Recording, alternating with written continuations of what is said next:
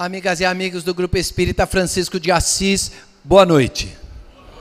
Que a paz do Mestre Jesus nos envolva, nos ampare, nos ilumine. Antes de continuarmos, vamos agradecer, porque agradecer na vida é o que a gente faz de melhor. Vamos agradecer o convite que foi feito para que estivéssemos aqui nesta noite. Vamos agradecer a presença de todos os encarnados que estão por aqui, que a gente vê, graças a Deus, e agradecer a presença de todos os desencarnados que eu particularmente não vejo, graças a Deus. Certo? Viu? E hoje nós vamos falar de liderança, acredita? Rapaz, hoje nós vamos falar de liderança. Por quê? Porque liderança é uma das coisas que nós temos mais dificuldade. E nós temos que entender que nós tivemos um exemplo maravilhoso que veio nos dizer exatamente como é liderar. E o tema que nós temos hoje é exatamente esse: liderança com Jesus. Ah, negou. Se ligou? Viu? Por quê? Porque Jesus foi o maior líder que passou por este planeta. Não teve lero-lero, nem vem cá que eu também quero. Esse homem, quando chegou, a hora que ele resolveu partir para a vida pública, ele foi logo escolhendo, fazendo, acontecendo e transmitindo a maneira como todos nós deveríamos liderar. Vamos lá então? Vamos ver logo o que é liderança. Liderança. O que é liderança? Habilidade em influenciar. Por quê? Porque para o camarada liderar, ele não pode impor. Porque assim que ele impõe, ele está conseguindo só pelo medo. Então, a grande eficiência da liderança é influenciar. Então nós temos que influenciar as pessoas para que elas caminhem de acordo com o que nós desejamos, dentro do que nós queremos que seja feito. Se ligou? Agora, como é que eu vou influenciar sem que a pessoa tenha confiança no que eu estou dizendo? Se ligou? Para a pessoa fazer o que eu estou dizendo, ela tem que confiar em mim. Então ela tem que entender que, nossa, esse cara é da hora, ó, eu confio nele. Agora, para a pessoa confiar na gente, o que é que nós temos que mostrar? Exemplos. Menino de Deus não é só lero-lero, não é também vem para cá que eu também quero, não. Nós temos que mostrar exemplos. E os exemplos que nós mostramos determinam exatamente o caráter que nós temos. Então se você quer ser seguido, você tem que mostrar o teu caráter. Mostrando o teu caráter, as pessoas vão confiar em você. E a partir dessa confiança, você pode influenciar as pessoas para que elas façam o que nós queremos. Ok? E nós temos muitos papéis de liderança. Por quê? Porque tudo na nossa vida passa por aí. Olha os papéis de liderança que nós temos. Gerente. Cara, gerente é líder, Manolo. Pode ser um bom líder, se ele esquecer aquela história de só contabilizar. Se ligou? Por quê? Porque só contabilizar não vai expressar exatamente o que a outra pessoa está oferecendo para ele. Se ligou? Então, quando ele deixa de ser só o gerente para ser o líder, ele realmente, com todo o conhecimento que ele tem, com toda a formação que ele tem, com o caráter que ele tem, ele vai mostrando como é que se anda. E olha outro, marido. Podem rir se quiser. Que marido é danado, né, gente? Nossa. Marido é problema. Eu falo que marido realmente evolui. Mas devagar. Por quê? Mas eu tenho a explicação também, porque nós nos colocamos como instrumento da evolução das nossas esposas. É através de nossas atitudes que as nossas esposas exercitam a paciência, né? A compaixão, a ternura, a compreensão. E aí o que acontece? Elas evoluem rapidamente, enquanto nós vamos nos retardando um pouquinho, porque queremos que elas atinjam rapidamente o status de espírito puro. Viu? A minha mulher está lá fora. Ela está lá vendendo os livros e os DVDs, né, que a gente sempre traz. E outro dia eu olhei bem para ela e falei assim: nossa, Marli, se você desencarnar primeiro que eu, querida, você vai direto para o paraíso. E aí ela olhou bem na minha cara e falou assim: ah, é? E se você desencarnar primeiro, eu fico no paraíso. Menino de Deus, percebeu como é que é o negócio? Então nós temos que entender que também um dos papéis de líder é da esposa. Por quê? Porque a esposa é aquele esteio do nosso lar. Cara, outro dia eu vi no Face um negócio da hora. Meu, estava lá assim, ó, um post que alguém publicou lá e estava assim: se não deu certo do jeito que você tentou fazer, faça como tua mulher mandou. Porque é tiro e queda, dá certo mesmo. Ah, vou passar férias na praia. E a mulher quer o quê? Campos do Jordão. Aí você fala: ah, bem, vamos para a praia. Ela falou: ah, filho, Campos do Jordão. Para onde que a gente vai? Campos do Jordão. Por quê? É o que a líder nos pediu. Então veja, aqui temos vários papéis: gerente, marido e esposa. E olha que interessante, ó, pai. Manolo, mas já falou de marido, mas marido e pai é diferente. Ah, por quê? Porque pai é outro naipe, pai é outro departamento, pai é outro lance. Menino de Deus, então pai hoje, para liderar direitinho, tem que mostrar tudo aquilo que nós vimos no primeiro slide. Caráter, as pessoas têm que ter confiança e tem que mostrar caminhos cada vez mais retos, cada vez melhores. Por quê? Porque o futuro dele depende do que ele é hoje. Qual o futuro dele? O comportamento do filho. Ah, nego, nós queremos filhos honestos, não queremos? Nós queremos filhos éticos, não queremos? Então nós temos que ser honestos e éticos. Menino de Deus, mas em todos os momentos da vida. Quer ver um negócio que não é ético? Como é que nós nos comportamos diante de um radar de uma rodovia? Se ligou? O limite é 120 e a gente vem a 1.000.000. Mas a 1.000.000, cara, e o radar tá lá. Você...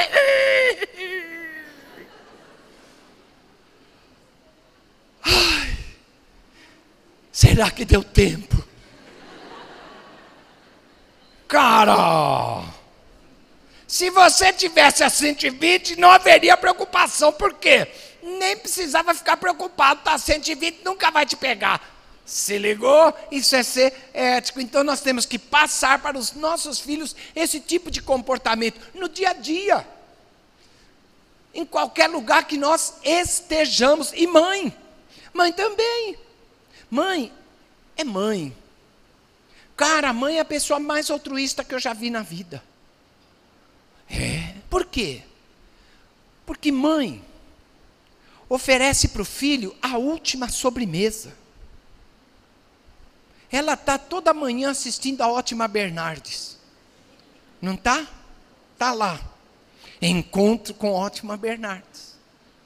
Aí ela está lá na sala assim, aí passa o filho, vai para a cozinha, abre a geladeira, está lá uma sobremesa que ela deixou desde ontem lá. Aí o filho de lá fala assim: mãe, posso pegar a sobremesa? Aí a mãe de lá, sem se abalar, ela fala simplesmente: pode. Pai não. Pai, o máximo que faz é dividir. E assim mesmo, veja só a divisão como é que é. A parte do filho e a parte dele. Percebeu? Nada. Então veja que mãe realmente é danadíssima. E tem também treinador, que treinador é líder, não é? Menino de Deus, quando o treinador cai em desgraça, o time não joga. Por que caiu em desgraça? Porque o time perdeu a confiança. E se perde a confiança, não há o que faça andar. E olha o que mais? Professor. Gente, professor é a única raça que forma outro tipo de pessoa. Professor é o único que com o que ele sabe, com o que ele oferece, ele proporciona que outros façam com que os seus sonhos se realizem. Ah, negou. E pode ser qualquer professor, do Fundamental 1 até pós-graduação, MBA e tudo mais. Professor, líder nato, porque vai oferecer através do seu comportamento, o comportamento que muitos terão no futuro. Ok, meninos e meninas? Esses os tipos que nós temos. E agora os 10 maiores líderes da história. Olha que bacaninha. Não lembramos os nomes de todos, não é? Claro que não. Mas temos aqui, ó, Péricles, Alexandre o Grande, Júlio César, aquele do até tu, Brutus. Percebeu? Átila Uno, o homem que acabou com o Império Romano comendo pelas beiradas.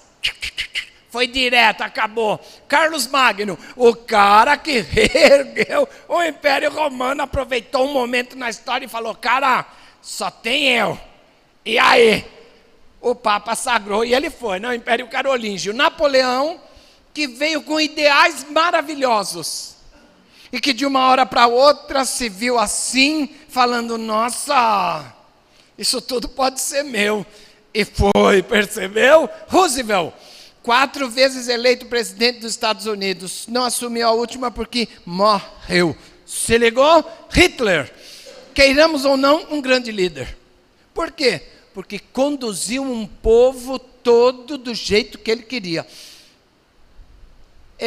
Méritos à parte, não é? Porque realmente sabemos que foi uma das maiores tragédias da nossa humanidade. E aqui nós temos Gandhi, menino de Deus. Gandhi foi o homem que disse que se a humanidade continuar nessa história de olho por olho, dente por dente, daqui a pouco nós seremos totalmente banguelas e cegos. Ok?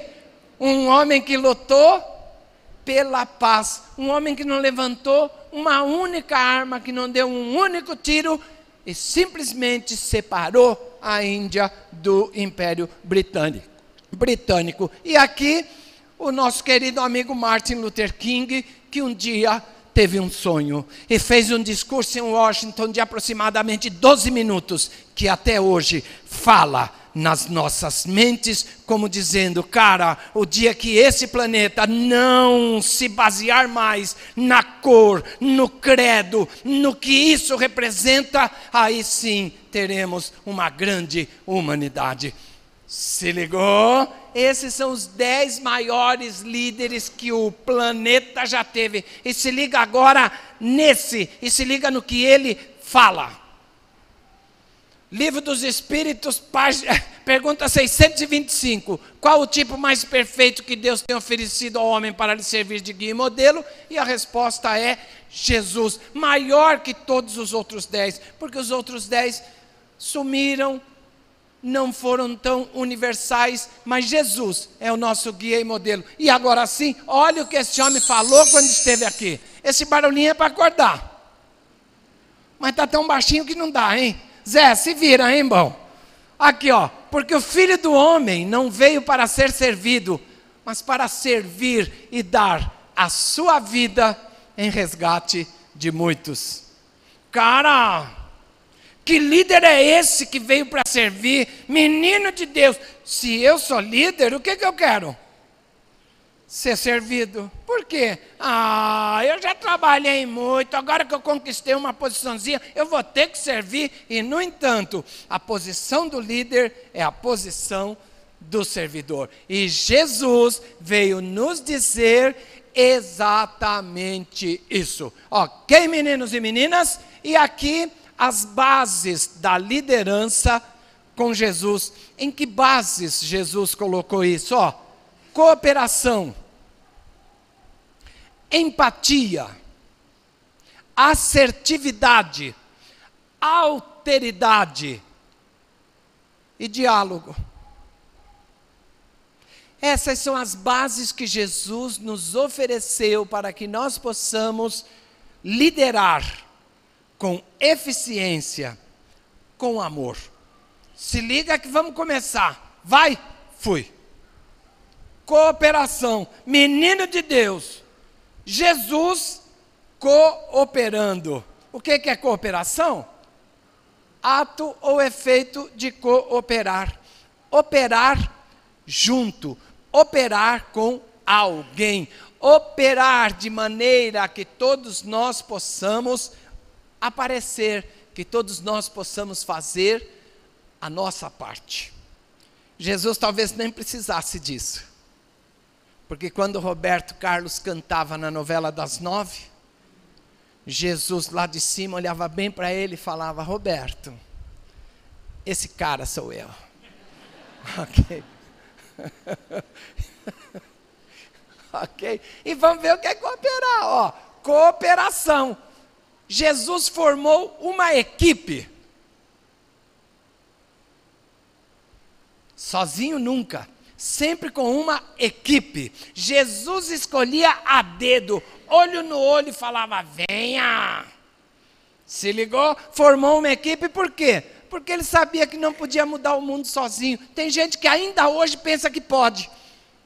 Cara, não pode, não podemos mudar o mundo, não podemos mudar o nosso lar, não podemos mudar o nosso centro espírita sozinhos. Nós temos que ter equipe que faça o trabalho, que divida o trabalho. Para quê? Para que o trabalho ande melhor, para que todos possam servir e para que todos possam sentir que fizeram um bom trabalho. E o magnetismo de Jesus, todo esse magnetismo de Jesus, talvez fosse suficiente para mudar tudo isso. Mas ele optou por não. Por quê? Porque ele sabia que ninguém fica para a semente. Nós muitas vezes pensamos que não vamos morrer. E aí a gente vai levando, até que um dia não dá mais, a gente desencarna. Cara, e todo mundo desencarna um dia. Dia 2 agora, vamos né, para o cemitério, vamos ver os nossos irmãos, vamos fazer isso, vamos fazer aquilo. Por quê? Porque a gente desencarna. Nego, e a hora que desencarna não tem mais jeito.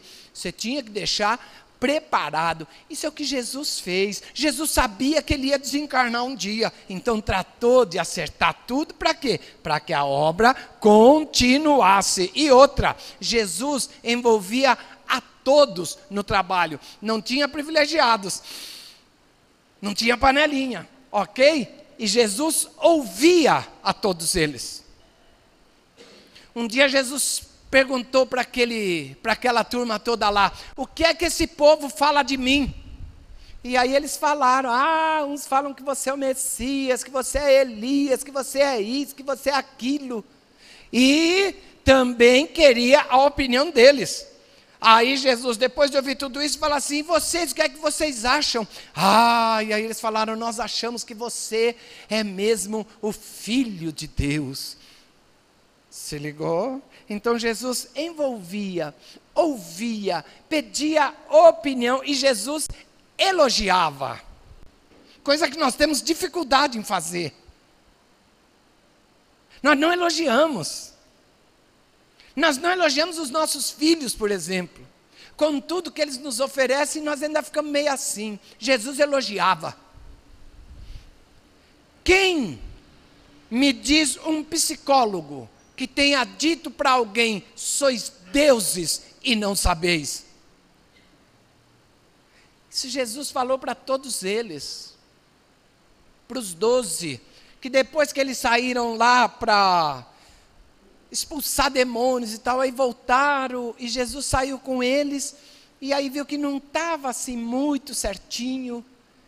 Aí Jesus deu uma bronca neles, falou: poxa vida, até quando eu vou ter que sofrê-los? E aí depois disso tudo, olhou para eles e falou: galera, sois deuses e não sabeis, tudo que eu faço, fareis e mais, como dizendo, explorem o seu interior, façam com que as coisas que estão guardadas aí dentro apareçam, para que todo mundo possa ver. Nós temos que elogiar também as pessoas, e Jesus, servia.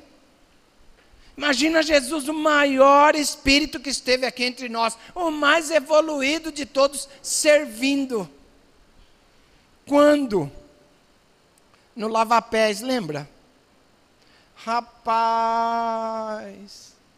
Jesus convocou aquele evento chamado de última ceia, e antes de começarem a comer, Jesus se abaixou, pegou uma bacia e começou a lavar o pé daquele povo.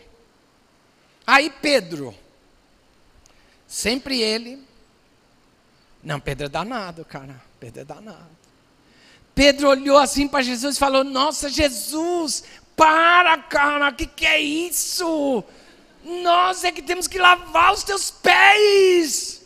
Aí Jesus olhou para Pedro e falou: cara, não acredito.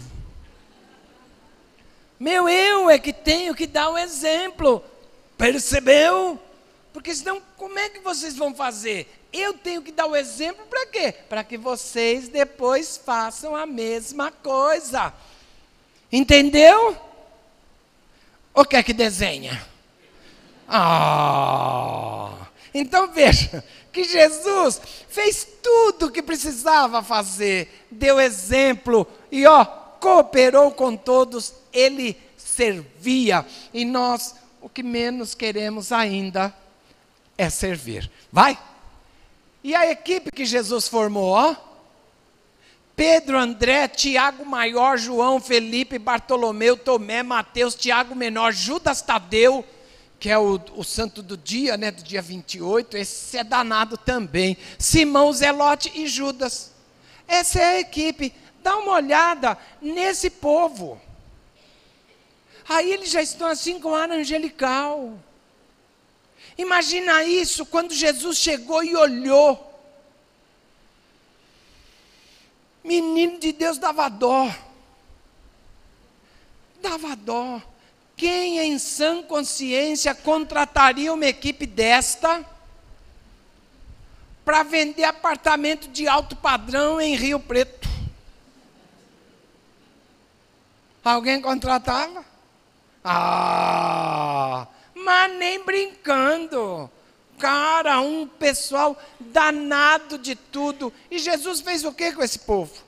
Jesus simplesmente pegou todos eles, mostrou como era para fazer, deu as diretrizes, os objetivos, e eles chegaram até onde chegaram. E hoje, 2000 anos depois, nós estamos aqui falando de quem? Deles. E eu pergunto a vocês, daqui a 2000 anos, quem vai falar do Manolo? Ninguém. Ok, meninos e meninas. E aqui a empatia, que é o outro quesito, outra base de Jesus. Empatia. Empatia o que é? Faculdade de perceber de que modo uma pessoa pensa ou sente.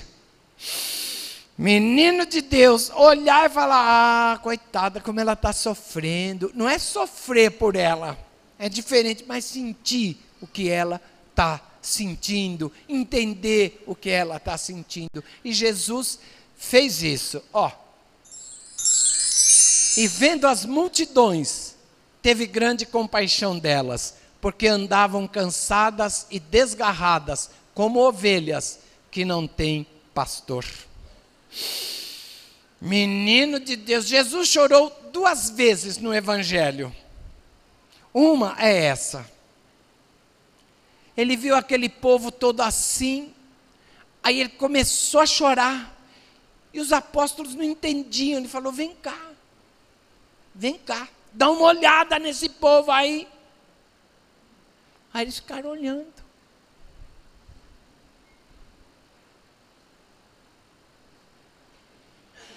E,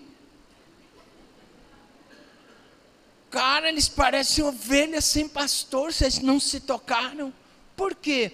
Porque a época era muito triste, estavam sem direção, era só exterior. E Jesus veio para mostrar o interior que ia reconduzi-los até o Pai. Na outra ocasião que Jesus chorou, foi esta, ó. Está chorando, por quê? Lázaro estava, entre aspas, morto. Menino de Deus, a hora que Lázaro morreu, Marta saiu de casa feito uma louca. Ela encontrou Jesus no caminho, botou o dedo na cara dele e falou: se você tivesse lá, ele não tinha morrido, valeu? Menino de Deus, aí Jesus ficou meio assim devagar e falou: não, fica fria que eu estou chegando. Aí ele chegou. Aí foi Maria que foi, ó. Aí, ó, Jesus, pois quando a viu chorar, que Maria também chegou chorando, e também chorando os judeus que com ela vinham, moveu-se muito em espírito, ficou abalado, emocionado, e perturbou-se, e disse: onde o pusestes? Onde pusestes Lázaro? E aí disseram-lhe: Senhor, vem ver. Aí Jesus chorou. Disseram, pois, os judeus: vede como o amava. E o amava tanto, que mandou tirar a pedra do sepulcro. E aí, quando ele mandou tirar a pedra, o pessoal do Sinédrio ficou maluquete. Ficou. O pessoal do Sinédrio falou: rapaz, esse cara é doido, mas vai tirar a pedra para quê? Já há 4 dias que esse homem está morto. Ele nem ligou. Ele simplesmente falou: tira. Aí tiraram, botaram uma alavanca, tiraram. Aí daqui a pouco Jesus olha lá para dentro e fala simplesmente: Lázaro, vem. Menino de Deus, a hora que ele fala Lázaro vem, o pessoal do Sinédrio quase que delirou. Porque falou: nossa, agora endoidou de vez. Porque não é possível, 4 dias que o homem está morto, Jesus se toca. E Jesus ali, inabalável. Não passa 2 minutos. Quem vem lá? Lázaro. Ninguém saiu correndo. Se fosse hoje, menino de Deus, eu seria o primeiro a me mandar. Por que que ninguém saiu correndo? Porque era comum isso daí. Ele não estava morto. Ele estava só em estado letárgico, cataléptico. Por quê? Muito sol, pressão baixa, o pessoal ficava lá. Não tinha estetoscópio, não via se o coração estava funcionando direitinho ou não. Não tinha esse teste de morte cerebral, não tinha nada. Ah, nossa, morreu. Leva, enterra, que nem enterrar, botava na gruta e tampava. Eles eram espertos. Aí se no meio da noite acordasse, dava tempo. Percebeu? Então isso era normal. Aí o camarada aparece lá, todo enfaixado naquele monte de pano que eles colocavam. Aí o pessoal ia abraçar e Jesus fala: pera, deixem que ele se vá. Por que será? Porque, cara, lá na Palestina faz mais calor que aqui. Mas faz. Calor bravo. Põe na gruta. Menina, aquilo fica um mormaço. Esse homem estava lá envolto naqueles panos 4 dias. Marta e Maria já falaram, ele cheira mal. Imagina o pessoal abraçar aquilo, e Jesus fala: não, deixa que vá.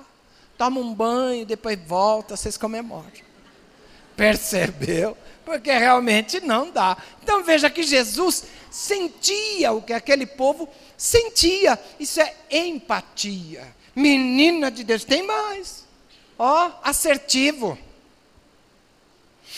Assertividade, ó. Na psicologia é o que expressa segurança ao agir, que se comporta de maneira firme, que demonstra decisão nas palavras. Isso é uma pessoa assertiva, afirmativa, ó, que possui uma afirmação categórica. afirmativo. E Jesus realmente, olha o que ele falava para o pessoal. Não ficava com lero-lero, nem vem cá que eu também quero. Ele simplesmente falava, vem, segue-me. Imagina se Jesus, quando visse aquele povo, tivesse que conversar com aquele povo para propor um novo projeto. Imagina Jesus falando com Pedro. Cara, ô Pedro, é o seguinte. Estou aqui numa missão de mostrar coisa nova para este povo. Você é um escolhido. O que você acha?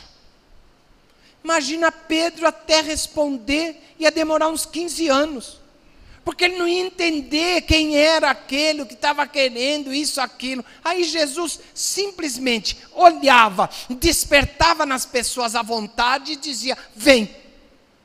E eles vinham. Por quê? Porque estava tudo acertado antes. Então Jesus era muito, com poucas palavras, era muito assertivo, não tinha muito discurso. E não ireis pelo caminho dos gentios, nem entrareis em cidade de samaritanos, mas ide antes as ovelhas perdidas da casa de Israel. E indo, pregai dizendo, é chegado o reino dos céus. E mais, curai os enfermos, limpai os leprosos, ressuscitai os mortos, expulsai os demônios, de graça recebestes, de graça dai.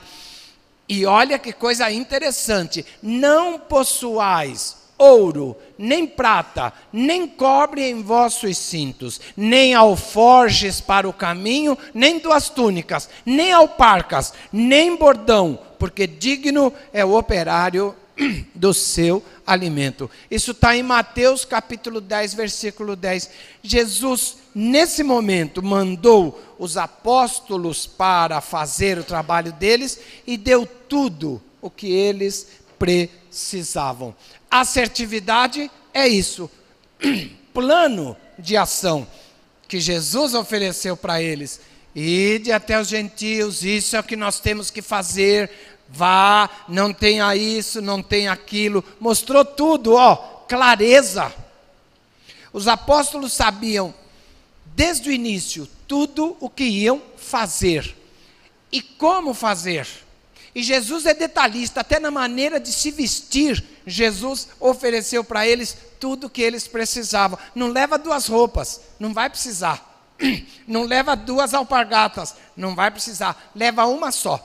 Por quê? Porque não podia carregar tanto peso, porque aquele povo andava. Gente de Deus, aquele povo andava dia e noite caminhando por aquele monte de estrada de terra, que nem asfalto tinha. Não tinha tênis Nike também, nem Adidas, não tinha nada disso. Era para que peso? Nada, não leva ouro, não leva prata, porque tudo isso pesa. E além do mais, um prato de comida todo mundo merece. Lembra? Então, olha, o que fazer, o que vestir? E o máximo da assertividade, sim, sim, não, não. Que é o que nós precisamos utilizar nas nossas vidas. Deixar de sermos tão prolixos e encurtarmos um pouquinho o nosso discurso. Falar menos, agir mais, trabalhar mais, servir mais. Isso é assertividade. E tem agora alteridade. Olha o que é alteridade, Qualidade do que é outro. Identidade, qualidade do que é meu. Ok? A minha identidade. Alteridade do outro. Dá uma olhada nesta foto. Tem alguém igual lá? E agora dá uma olhada aqui, Pode olhar para o lado, pode ver. Quem achar alguém igual, me dá um toque. Tem ninguém. Por quê? Porque Deus é de uma criatividade divina. Deus cria todos nós diferentes. Por quê? Porque nós só aprendemos com os diferentes. Manolo de Deus! Se eu encontro alguém igual a mim, O que eu vou aprender com ele? Se eu já sei tudo. Não aprendi nada, não é? Então, eu gosto disso, gosto daquilo. Nossa, eu também, cara, que da hora. Casamento bom não é o da alma gêmea. Porque a alma gêmea não existe. Então não fica procurando príncipe encantado. Porque você só vai encontrar sapo. Não tem jeito, planeta de provas e expiações não tem príncipe encantado, o que tem é sapo. Mas dia menos dia ele aparece.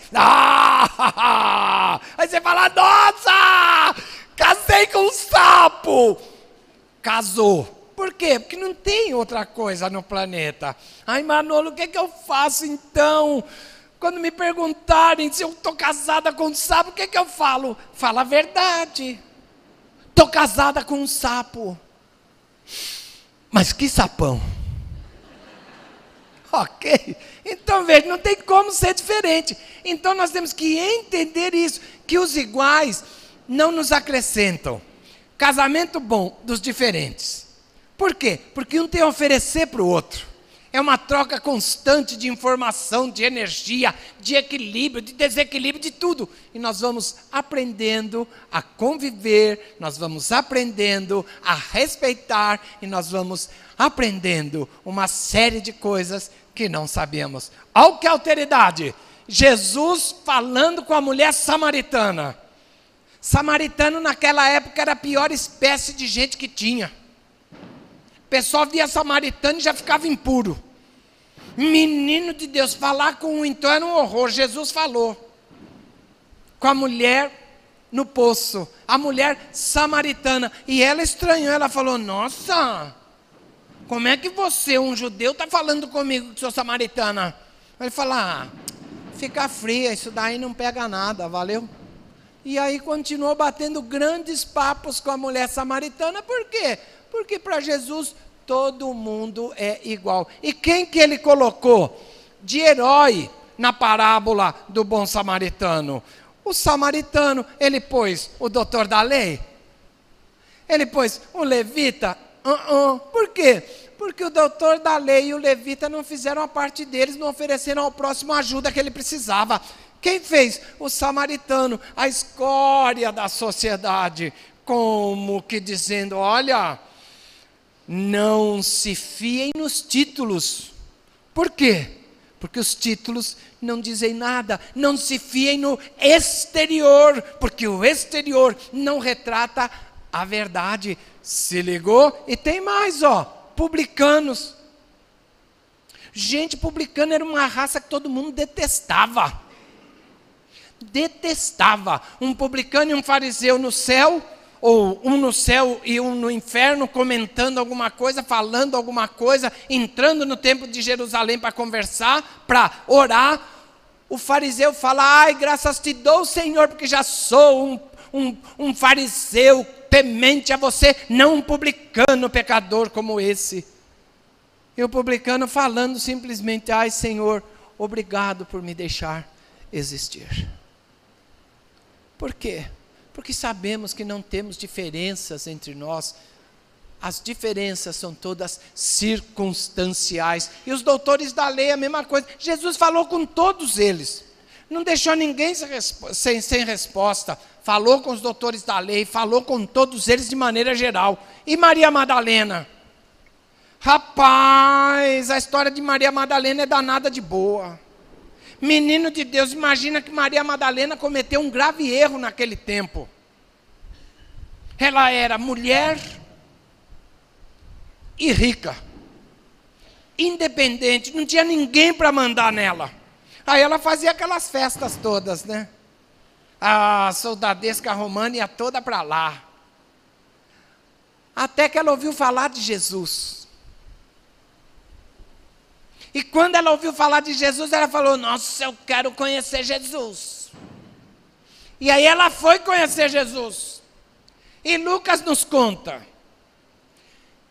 que de Maria Madalena, quando Jesus chegou, saíram 7 demônios.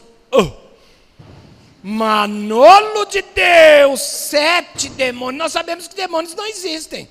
mas são 7 obsessores. Imagina uma mulher com 7 obsessores, o que é capaz de fazer? A minha, só com 1. Já pena, imagina com 7 como é que vai ser. Rapaz! Então nós temos que entender isso. E Pedro, o cara que mais pagou mico no Novo Testamento. Pedro pagava um mico atrás do outro. Pedro não tinha jeito de frear a língua.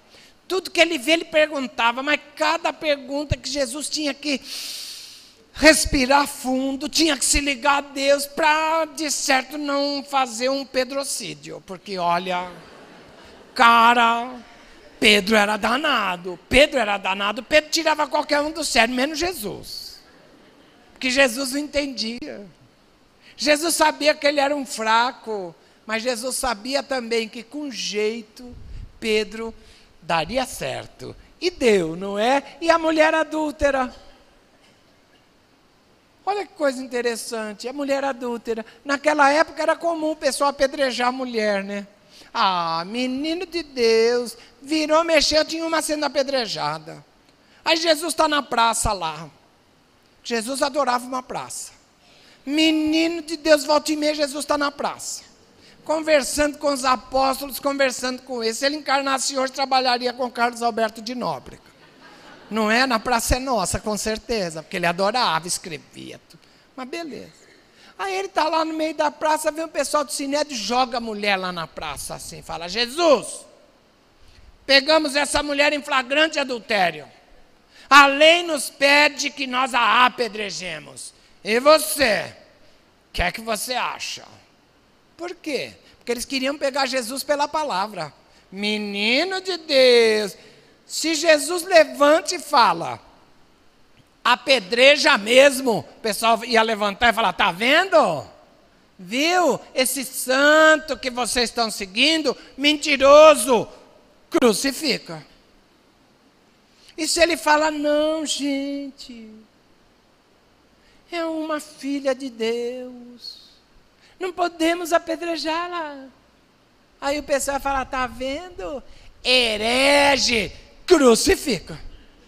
Não tinha escapatória. Aí ele pensou um pouquinho, que Jesus pensa, Jesus raciocina, Jesus se liga a Deus.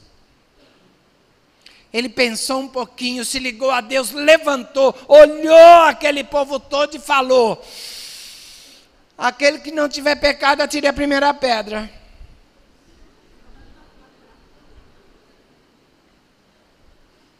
Eu estava lá. Minha pedra estava aqui. Cara, mas eu ia atirar aqui, ó. Mas para pegar logo, ela já desmaiava, o pessoal acabava, fazia todo o serviço. Cara, a hora que esse homem fala: quem não tiver pecado, atire a primeira pedra, eu joguei. Imagina que hoje eu já não valho absolutamente nada. Imagina 2000 anos atrás quanto eu valia. Dava para tirar pedra em alguém? Para com isso, percebeu? Então Jesus fala com todos, não importa quem seja, não importa se é pecador, se é santo, se é samaritano, se é judeu, se é isso, se é aquilo. Jesus fala simplesmente com todos. E nós temos muita dificuldade em falar com todos. E é isso que nós precisamos aprender. E Jesus dialogava, que é um ponto importantíssimo. Olha o que é diálogo, ó. Conversação entre 2 ou mais pessoas. O que a gente menos gosta é de diálogo. Cara, quando a pessoa vem falar com a gente gosta de ser médium de adivinhação. Porque o camarada vai falar alguma coisa e a gente fala: já sei. Não é? Menino, síndrome de Faustão. Ah, rapaz, a gente fala assim para a pessoa: olha, o que é que você quer? Isso aí, tanto no pessoal quanto no profissional, beleza? E vai, não deixa a pessoa nem completar o pensamento. Menino de Deus. E Jesus, se liga.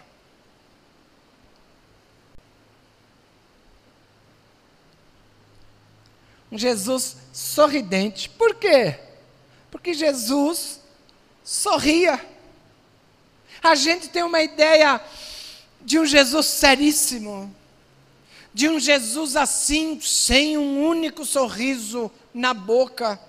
Quando a gente assiste A Paixão de Cristo, que o Mel Gibson dirigiu, a gente fala, cara, esse homem realmente padeceu demais. Porque é só sofrer e ranger de dentes. Parece que ele é o culpado de tudo. Menino de Deus, é tanto sangue que você não imagina como é que podia caber tanto sangue dentro de uma pessoa.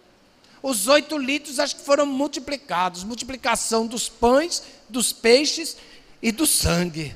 Menino de Deus. Então Jesus sorria. Jesus ia a festas. Manolo, o que é isso? Onde foi o primeiro sinal de Jesus? Fala para mim. Bodas de Caná. Ah, uma música danada, todo mundo dançando, comendo, sendo feliz. Jesus cantava e contava histórias. O que Jesus mais gostava era de contar história. A hora que Pedro falava alguma coisa, ele olhava para Pedro e falava, senta. Senta, que lá vem história. Ok? Então Jesus contava a história. As parábolas que nós contamos hoje são histórias que Jesus contava há 2000 anos, quando aqui esteve. E Jesus era cheio de alegria. Como é que uma pessoa que vai passar 33 anos num planeta, que vai padecer 3 anos de vida pública e vai ser crucificado, não podia ser alegre? Tinha que ser obrigatoriamente, para enfrentar tudo isso e mostrar para nós que não é castigo, foi missão. Se ligou? Então veja que Jesus realmente é tudo isso e um bocadinho mais. Ok, meninos e meninas? Aos diálogos que Jesus tinha com Nicodemos, por exemplo. Nicodemos chega para ele na calada da noite e fala assim,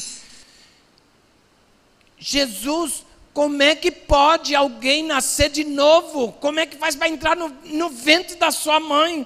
Aí Jesus olha para ele e fala assim, olha, eu vos afirmo, esta é a verdade, se alguém não nascer da água e do Espírito, não poderá entrar no reino dos céus. Aí Nicodemos fala de novo, fala, nossa, mas isso não é possível. Aí Jesus simplesmente se toca e fala, ô Nick, se liga, porque se você não consegue... Nicodemos, ok, beleza. Se você não consegue entender nem essas coisas simples do planeta, como é que eu vou falar para você das coisas do meu pai? Se toca, não é se toca, não dá, fica para a próxima, valeu? E Nicodemos era legal, ele era fariseu, mas era legal. Foi ele que tirou Jesus da cruz, ele e José de Arimateia, no terreno, colocaram lá tudo direitinho. Ó, outro diálogo legal, ó. Aqui é o paralítico de Betesda. Jesus passa, olha o paralítico no olho e fala assim, e aí, quer andar? Meu camarada falou, Jesus, paralítico, não dá, velho. Não dá, a hora que eu chego lá já tem outro que tomou meu lugar. Por quê? Porque o poço de Betesda, rezava a lenda que tinha um anjo lá todo dia de manhã.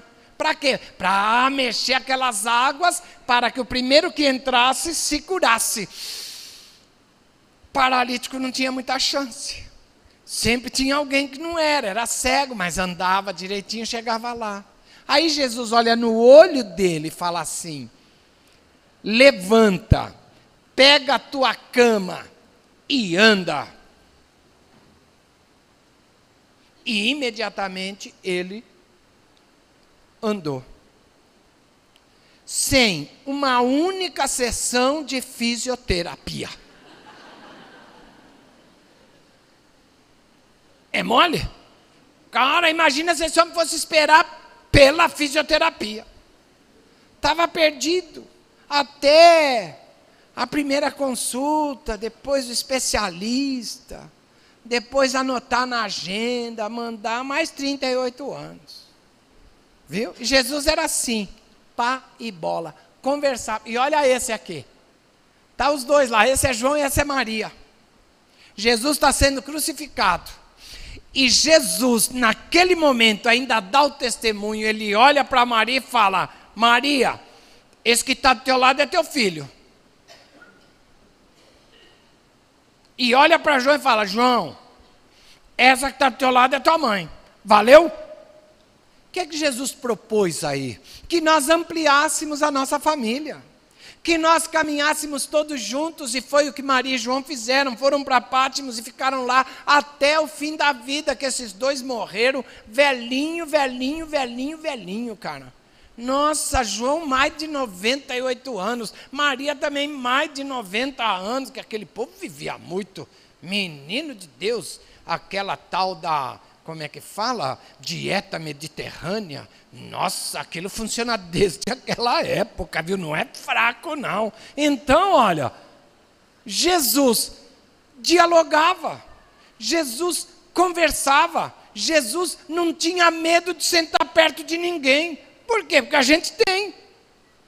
Cara, a gente senta perto, mas assim, fica meio assim, né? Porque torcendo para o outro nem olhar para a gente. Porque ele vai olhar e vai conversar. A hora que ele olhou para a gente, você olhou também e fala: oh, bom dia. E aí garra num papo, cara, que você fala: mãe de Deus, nós temos medo disso. Mas podemos conversar e interromper também na medida que a gente for embora. Ok, meninos e meninas? E agora aqui, o resumo da ópera. Se liga.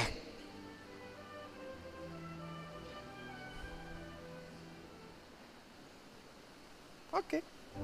Resumo da ópera. Ao fundo devia ter Jesus, a alegria dos homens. Mas não tem, porque está muito baixinho, ok? Resumo da ópera. Conhecer melhor as ideias alheias.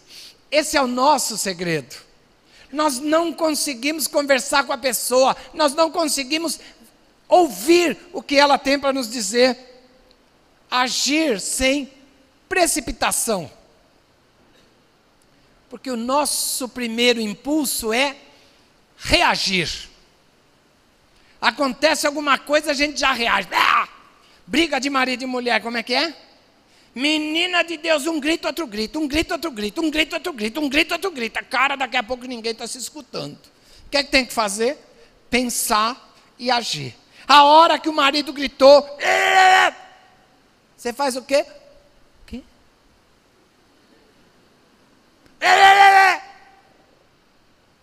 Oi? Hein? Aí ele vai falar sozinho, ele vai baixar assim o tom.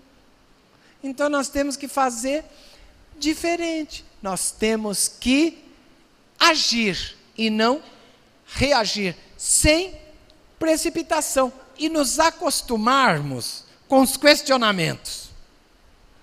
Porque o que a gente menos gosta é que a pessoa pergunte por quê. Perguntou por quê, você já fica nervoso. A resposta mais rápida, e aqui nos querem induzir nos comerciais de TV, por quê? Porque sim. Cara, desculpa, mas porque sim é completamente anti-diálogo. Por quê? Você cortou. Então nós temos que nos acostumarmos com o questionamento. Ah, por que você agiu desse jeito? Podia ter ido diferente. Conversar, bater papo. Por quê? Porque nós não somos perfeitos, nem no centro espírita. Hoje já estamos, graças a Deus, num centro espírita. Muito melhores do que há 100 anos atrás.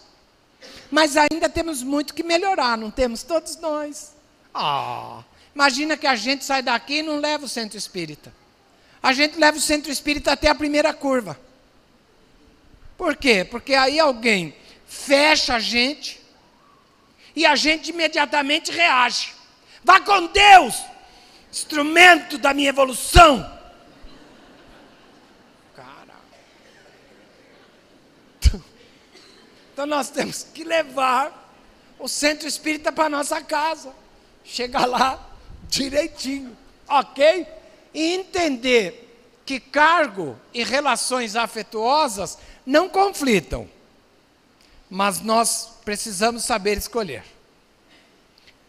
Entre o cargo e a relação afetuosa, nós temos quase que obrigatoriamente escolher a relação afetuosa. É mais cristão. Por quê? Porque o outro pode estar certo. Então nós temos que entender que eu estou num cargo hoje e amanhã posso não estar. Mas o meu amigo vai ser sempre meu amigo com cargo ou sem cargo. Se ligou? Então é aquela tal história. Eu estou isso, estou aquilo, mas o meu amigo não. Meu amigo é. Se ligou? Ah, nego, tem mais, ó. Traçar planos em grupos, inclusive em família. Não somos líderes também na família? Ah, e temos um assunto importante e nós resolvemos. A patroa, coitada, ainda tenta avisar, né? Mas a gente, durão, não, é assim, desse jeito e acabou. Planos em conjunto, para que todos nós tenhamos a responsabilidade sobre o que fizemos e que todos nós aproveitemos o que fizemos. Ouvir muito.